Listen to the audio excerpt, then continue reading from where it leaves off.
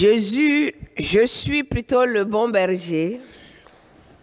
Jean 10, verset 11. Je suis le bon berger et le bon berger donne sa vie pour ses brebis, nous dit ce verset 11 de Jean 10. Oui, les moutons, les agneaux sont rares dans notre ville de Breuillé. Et chaque fois que pendant nos randonnées comme celles que nous avons eu à faire à Comme-Écluse, il nous arrive de voir les brebis, même si c'est sans berger, ça nous réjouit de les voir. La présence des bergers et leurs troupeaux faisait partie du paysage quotidien en Palestine. Et donc, le berger et les brebis sont aussi des images qui sont familières de l'Ancien Testament. On sait que Dieu est le berger de son peuple. Et cette image, l'Éternel qui est mon berger, ça vous rappelle des choses, j'imagine. La confiance du roi David dans ce psaume 23. Si vous voulez, on peut le dire ou le lire ensemble, le psaume 23.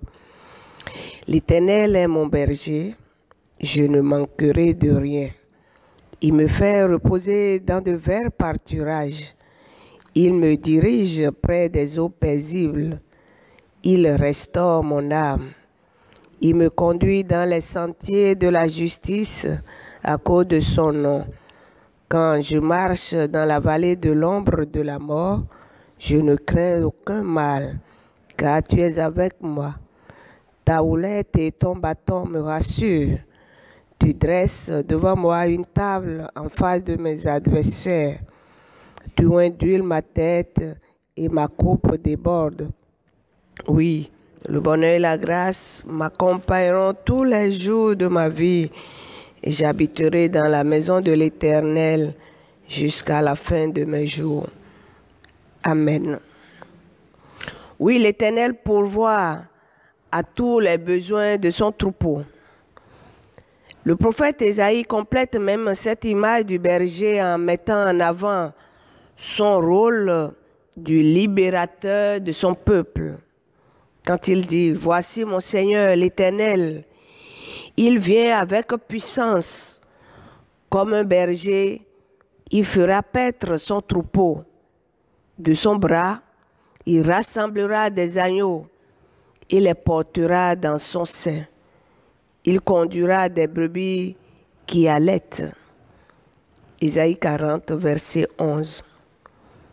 Ce berger qui vient avec puissance est le Messie promis par le prophète. Le Messie promis par Dieu et annoncé par son prophète.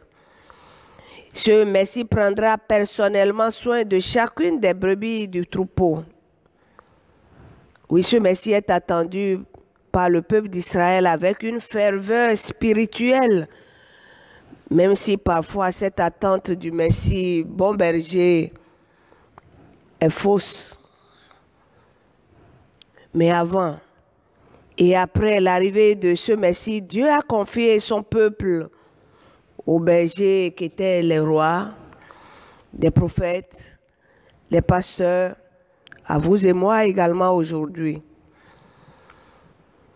Mais certains de ces bergers n'avaient pas pu jouer leur rôle.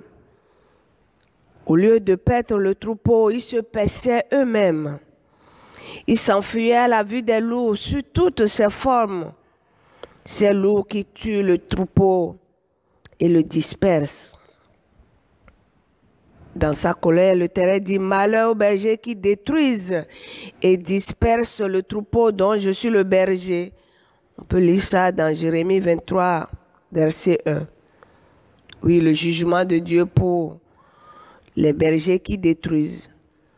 Mais nous pouvons comprendre également ce mot « malheur » à vous comme étant un avertissement, un appel à la repentance. Oui, malheur signifie aussi attention, repentez-vous. Mais Dieu a fait aussi une promesse dans Ézéchiel, ainsi parle le Seigneur l'Éternel. c'est moi-même qui prendrai soin de mes brebis. Et cette promesse s'est réalisée en Jésus-Christ, Dieu incarné. Et quand Jésus dit aux Juifs, je suis le bon berger, les Juifs avaient tout de suite une image bien précise à l'esprit. Je ne vais pas revenir sur le fait que Jésus s'identifie à Dieu chaque fois quand il dit « je suis ».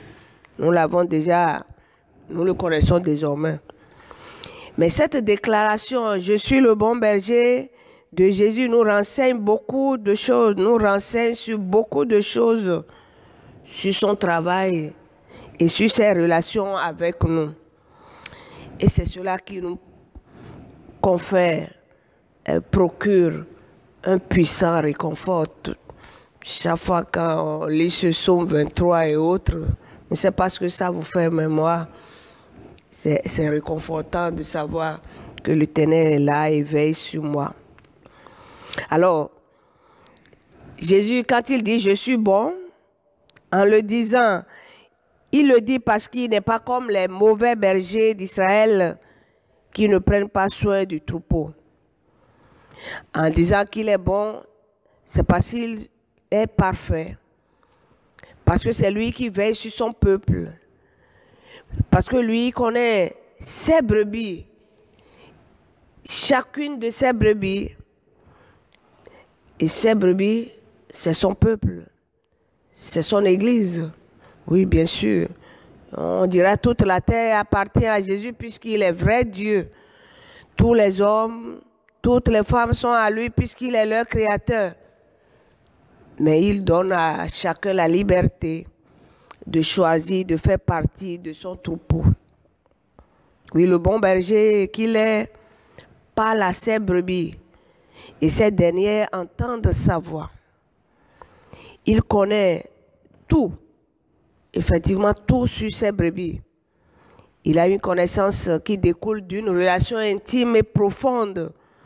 Et cette relation, on peut l'entretenir à travers la lecture, la méditation de sa parole. On peut également l'entretenir par la prière, qu'elle soit individuelle ou communautaire.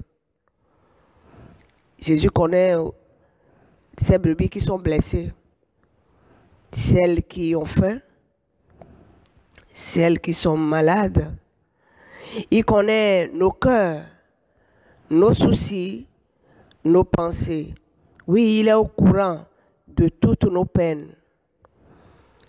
En disant « je suis le berger, le bon berger », Jésus connaît aussi nos tentations. Il connaît notre corruption intérieure. Il connaît nos égarements. Et il prend soin de nous ramener. Oui, parfois avec son bâton, mais toujours avec précaution. En tant que bon berger, Jésus a payé par son propre sang versé sur la croix pour nous sauver. C'est lui qui nous rassemble. Et c'est lui qui va s'occuper des brebis qui n'ont pas encore entendu parler de lui, qui n'ont pas encore entendu sa voix.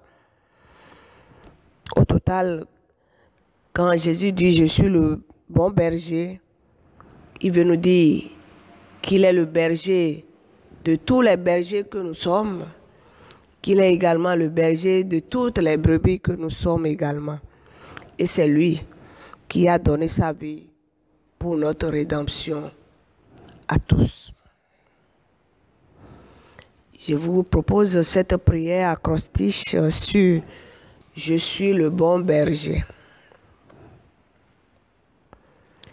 Jésus, berger d'Israël et notre bon berger, prête l'oreille à notre louange, confession et supplication. Emmanuel, nous confessons que non seulement nous sommes ton troupeau, mais qu'avec toi, nous ne manquerons de rien. Sauve-nous des bergers qui voudraient nous séparer de toi. Utilise-nous comme tes bergers qui pèsent comme cela se doit le troupeau que tu nous confies.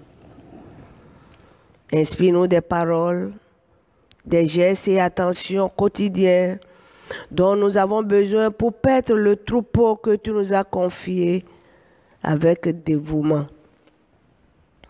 Substitue-toi à nos manques et faiblesses et ne nous impute pas la dispersion et la faim de ton troupeau. Lorsque nous frappons à la porte de ta compassion en notre nom ou au nom de tes brebis qui sont blessées, comme nos frères et sœurs en Ukraine, nos frères et sœurs qui sont affamés, qui sont malades, solitaires, oui, Seigneur, ouvre. Éternel notre Dieu, qui est comme toi, qui peut connaître chacune des voies de ses brebis et donner sa vie pour elles? Personne. Béni sois-tu à jamais, grand et bon berger, pour tout ce que tu fais dans nos vies. Oui, les mots même nous manquent pour exprimer ce que tu es, ce que tu fais. Ouvre maintenant et conduis chacun de nous pas à pas dans ton royaume.